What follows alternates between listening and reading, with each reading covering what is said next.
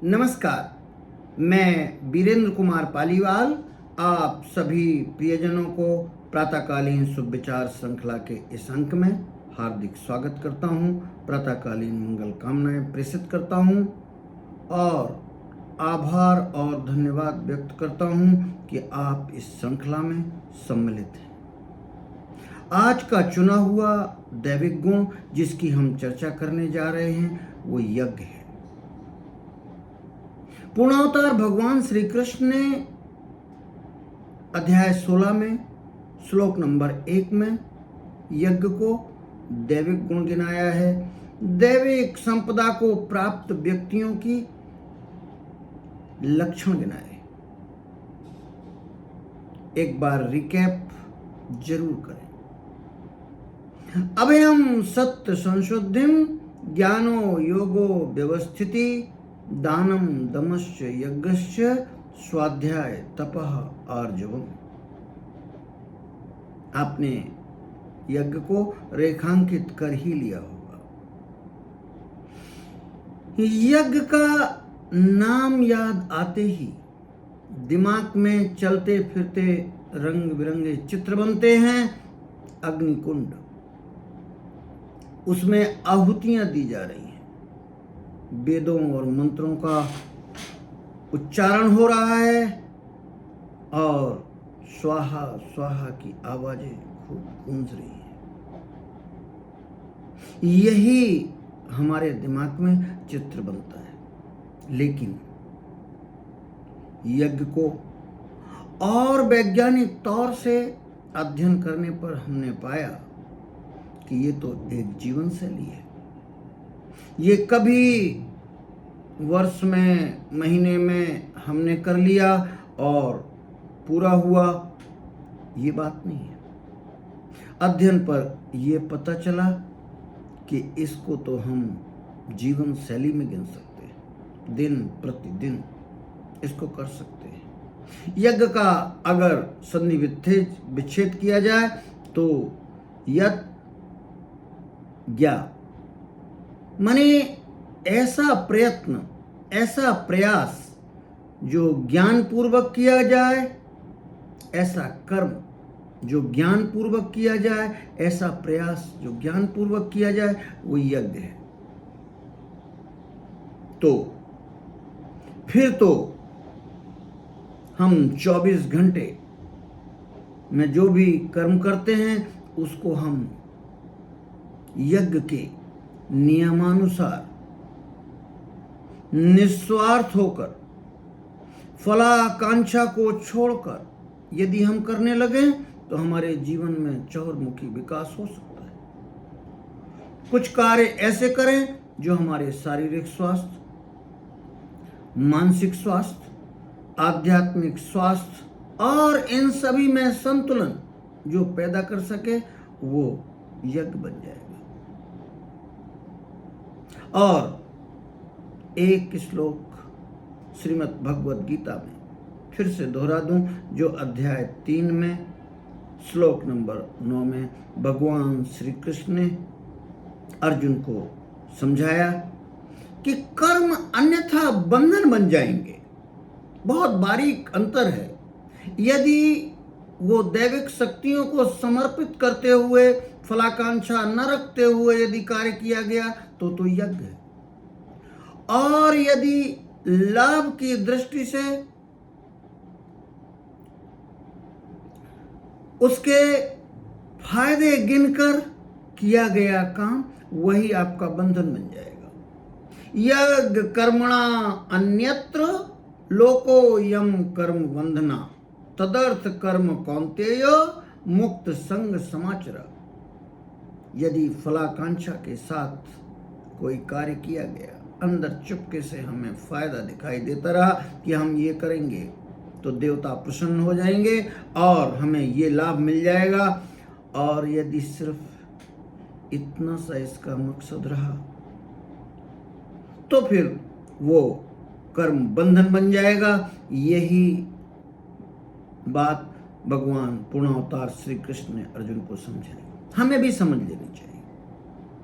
जो भी हम काम करें चाहे वो परिश्रम का यज्ञ हो या ज्ञान का यज्ञ हो, सेवा का यज्ञ हो, संवाद, चर्चा, विचार विमर्श, इसका यज्ञ हो, समाज के लिए हो, दूसरों के परोपकार के लिए हो, तो वो सब यज्ञ बन गए। ये बात यहां तक अध्ययन रुकता नहीं है, इसके शोध कार्य को देखें। पबमेड, रिसर्चगेट जैसे बहुत ही प्रतिष्ठित जर्नल्स में पब्लिश्ड स्टडी है। एक स्टडी का सूक्ष्म विवरण देता हूं। 426 लोगों ने इसमें भाग लिया और 30 दिन तक यज्ञ में शामिल रहे और उनका 30 दिन के बाद अध्ययन किया गया। उनके तनाव, चिंता, अवसाद माने डिप्रेशन का लेवल कम पाया गया। ये एकदम वैज्ञानिक प्रमाण है, इंपीरिकल है, प्रयोग सिद्ध हो गया। ऐसी और भी स्टडीज हैं। पर्यावरण को लाभ के भी रिसर्च जर्नल्स में पब्लिश्ड स्टडीज हैं। इस पर कभी एक वीडियो बिल्कुल अलग से बनाएंगे, शोध कार्य की समीक्षा यज्ञ के उपलक्ष्य में। पर हां, अभी तो हम सूक्ष्म में ये कहें कि शारीरिक स्वास्थ्य पर, मानसिक स्वास्थ्य पर, आध्यात्मिक स्वास्थ्य पर और इन सभी स्वास्थ्यों के संतुलन पर सकारात्मक प्रभाव देखा गया है। यज्ञ से ये लाभ बहुत ही सचमुच बड़े हैं और यही बात सनातन साहित्य में हजारों वर्ष से लोग यज्ञ करते आए। बहुत ही बुद्धिमानी पूर्वक इसका अध्ययन की जरूरत है और क्रॉस सेक्शनल स्टडीज की जरूरत है। अभी और वैज्ञानिक शोध की आवश्यकता तो सदैव ही रहेगी, पर हां, अब तक के उपलब्ध ज्ञान, उपलब्ध साहित्य कम नहीं है। हमने कम पढ़ा हो, ये संभव है। हम पूरी जांच न कर पाए हों, पूरा संग्रह न कर पाए हों, ये तो संभव है। तो यज्ञ, Holi rituals, selfless actions, spiritual offerings, divine intentions के साथ किए गए कर्म आपके यज्ञ बन जाते हैं। तन, मन, वाणी सभी से यज्ञ किए जा सकते हैं। समय देना होगा इसके अध्ययन के लिए, सुनने के लिए, जिज्ञासु होना पड़ेगा। पर सच में सनातन साहित्य आपकी सभी समस्याओं का हल है। सनातन साहित्य में जो ये दिव्य गुण भगवान ने गिनाए हैं, 26 अध्याय 16 में श्लोक नंबर 1, 2 और 3, इनमें जिज्ञासु होने मात्र से आपकी बहुत सारी समस्याएं तो स्वतः विलीन हो जाएंगी, सब्लिम हो जाएगी। मतलब एक सीधा, जिसे कहना चाहिए कि जैसा ही है जैसे अभी अभी अंधकार था और अभी दिया जल गया, अंधकार कहाँ गया पता भी नहीं चलेगा। मनोवैज्ञानिक भी इस बात को मानते हैं। डोमिनो इफेक्ट के बारे में आपको पता है। एक अच्छी आदत यदि डाली जाए तो कतारबद्ध अच्छी आदतें डल जाएंगी। सवेरे आप जागना शुरू करिए, आप प्रार्थना, स्नान, ध्यान, नाश्ता, स्वास्थ्य का ध्यान, पूजा, ये सब आपके कतारबद्ध होकर खड़े हो जाएंगे। और एक सिगरेट की फुक्की लगाने के लिए तैयार हुए किसी के आह्वान पर तो बोतल बहुत इंतजार कर रही है आपका।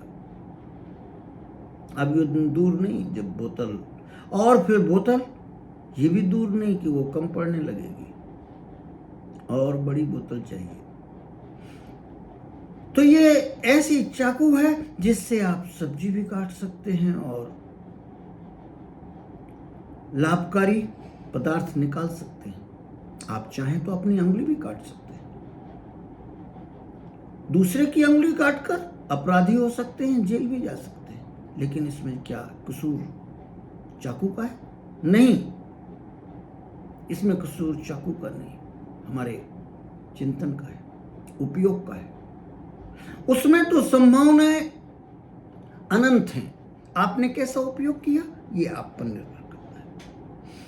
तनाव, चिंता, अवसाद आधुनिकता में बड़ी से बड़ी तकलीफें हैं।